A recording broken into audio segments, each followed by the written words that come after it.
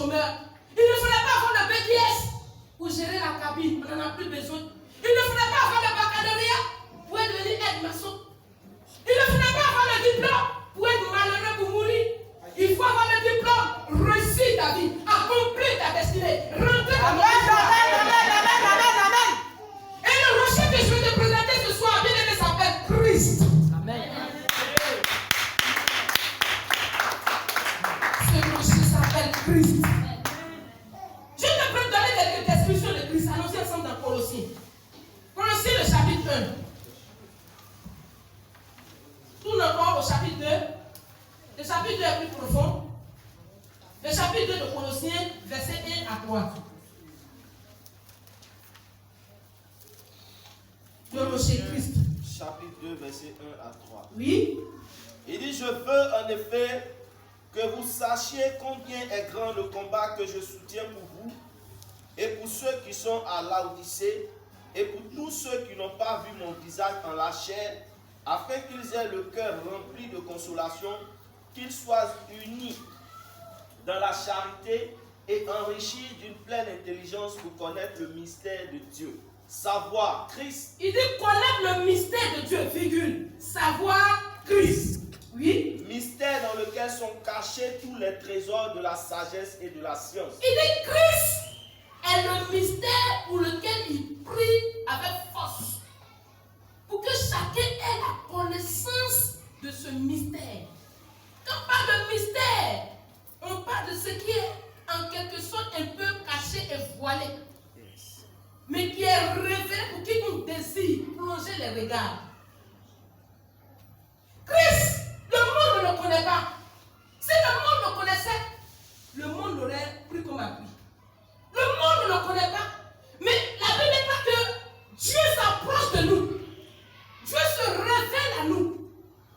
Et il insiste pour que chacun véritablement prenne appui sur ce mystère.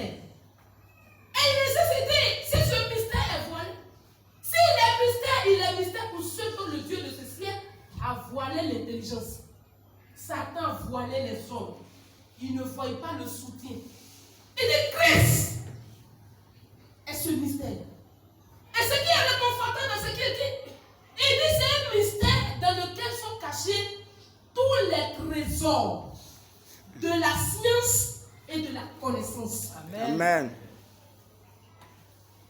Tous les trésors de la science et de la connaissance. C'est quoi? Que si réellement tu es en Christ et que Christ est en toi et que tu as la révélation de qui il est, de quel mystère il est, et que tu es dernier de ta classe, tu auras péché. Non, je ne parle pas de ceux qui viennent simplement à l'église. Je parle de ceux qui ont connaissance du grand mystère Christ qui est en eux. Il est en Christ, Dieu a enfoui tous les trésors de la sagesse, de la connaissance, de la science. C'est-à-dire quoi? Il n'y a aucune science qui soit mystérieuse pour Christ. Dieu connaît les sciences naturelles, Dieu connaît les sciences physiques, Dieu connaît, il connaît toutes les lois. Écoutez ce quoi, il a bradé beaucoup de lois. Il a pris les lois des mathématiques, il a ébranlé ces lois-là. Il a pris les lois des sciences, des poussées d'Archimède. Il a démontré le contraire, parce qu'il est l'auteur des sciences. Il est le faiseur des sciences. Comme quelqu'un disait, on dit 1 plus 1, regarde, lui dit bon, 1 plus 1 c'est moi-même, 1. Tous les trésors des sciences, des mathématiques, des sciences, toute la connaissance est enfouie en Christ. Pour que quelqu'un ait un bon français, la plupart des gens qui lisent la Bible, ils ont un français fluide. Christ, en lui, il y a tout. Tout ce qui est littéraire, tout ce qui est scientifique, tout ce qui est... Écoutez, il n'y a rien qui soit voilé pour lui. Et la Bible parle de ce grand mystère Christ. Dieu ne l'a pas pris, il est Christ, il referme tout, il sait tout, et puis il est là. La bonne nouvelle, c'est qu'en réalité, lorsque Jésus a accompli l'œuvre, Dieu prend Christ et il le départit en chacun de vous. En chacun de moi, en chacun de nous.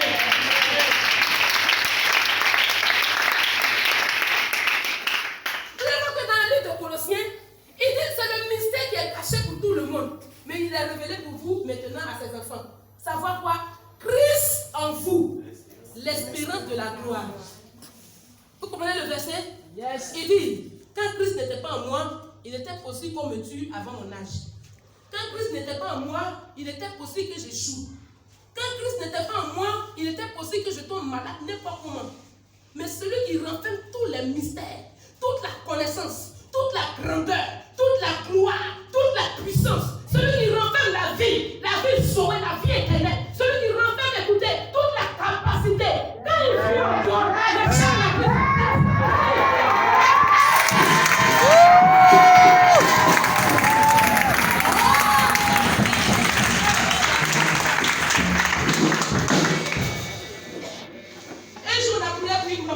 c'était à Daloa, à Boaké.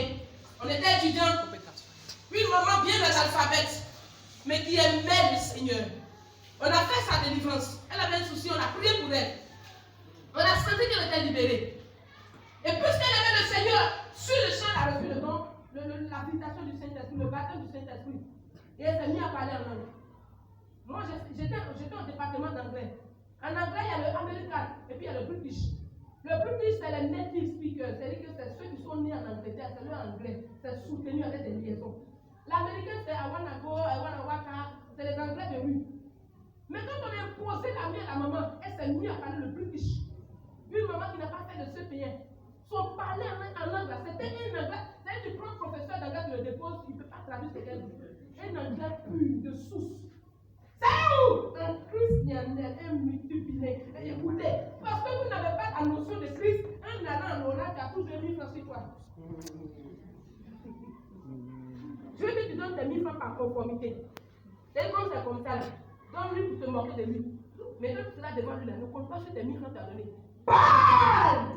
Quand demain tu seras devant des situations, ça ne va pas te demander 1000 francs. Tu as traité d'embauche, ça va 1000 francs. Mais si tu avais 10 000, on dit tu veux ce poste. Why do you want this? Il dit on a vu what you are doing. On a vu what time is it? Mais how old are you? On est dehors. Tu as chômé dans le pays. Si tu ne prends pas appui sur Christ qui est en toi.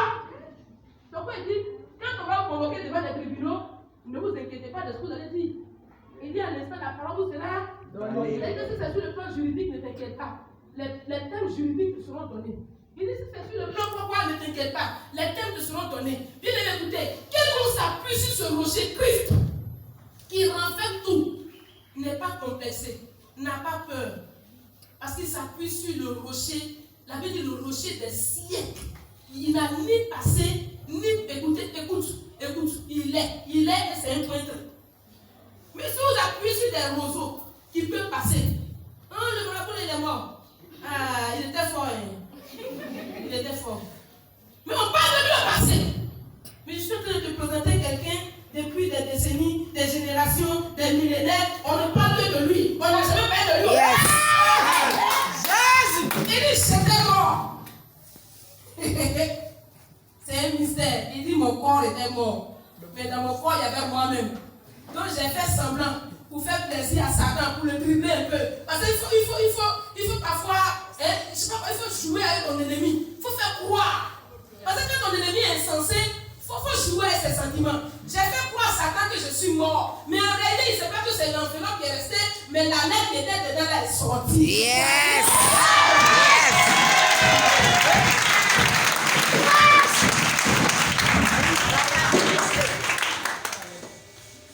Et ne parle pas de lui au passé. Mais écoutez, si tu t'appuies sur ce rocher, tu retires ce message à vie. Amen. Dans toutes les situations de ta vie. Amen. Dans toutes les situations de ta vie. Ici à Abidjan, comme hors d'Abidjan. Si Christ est ton appui, que ce soit hors du pays, que ce soit dans ce pays, tu réussiras ta vie. Yes. Tu te marieras dans le Seigneur. Yes. Tu te travailleras dans le Seigneur. Yes. Tu vas monter l'argent aussi dans ce pays. Amen. Tu vas te positionner dans cette nation. Amen. Christ le rocher va te positionner. Yes. On va dire un dernier passage et puis l'homme de Dieu va venir prier avec vous. Est-ce que vous êtes prêts pour la prière? Est-ce que vous êtes guéris ce soir? Lisons ensemble Esaïe 11. Ça, c'est pour terminer. 1 à 2. C'est Ésaïe 11, que notre thème est sorti. Ésaïe 11, 1 à 2. Ah, j'aime bien la parole de Dieu. Elle m'excite, elle me fait du bien. Ésaïe annonce un sauveur à l'humanité. Voici comment il présente le sauveur. Ésaïe 11, 1 à 2. Oui. Puis un rameau sortira du tronc d'Isaïe, et un rejeton naîtra de ses racines. L'esprit de l'Éternel reposera sur lui. Esprit de sagesse et d'intelligence. L'esprit de sagesse et d'intelligence. L'esprit de sagesse. Non, tu peux t'arrêter là, homme de Dieu. Il dit ce rejeton, lorsqu'il sera paru, l'esprit de l'Éternel reposera sur lui. Et il précise, il dit l'esprit de sagesse et d'intelligence. Bien aimé, on est intelligent. Amen encore. On est intelligent. Amen. Non, si la langue de ta maman s'est glissée pour dire que tu es bête. Non, il faut te dire qu'elle s'est trompée.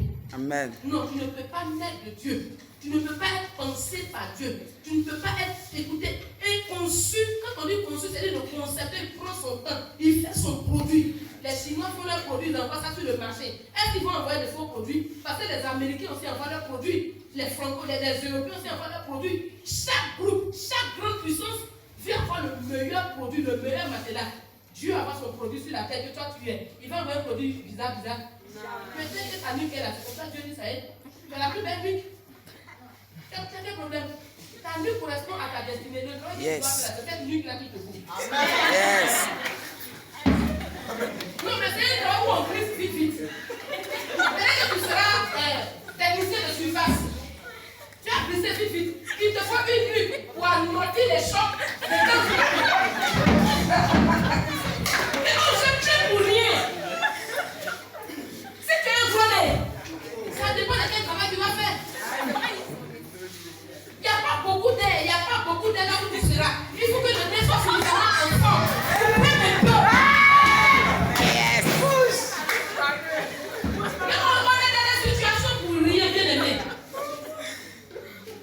Par exemple, nous les Africains, on est dans un pays chaud.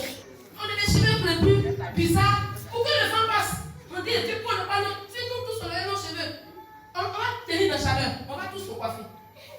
Et là-bas, la fraîcheur frappe le cou. Donc Dieu leur a donné les cheveux qu'il faut.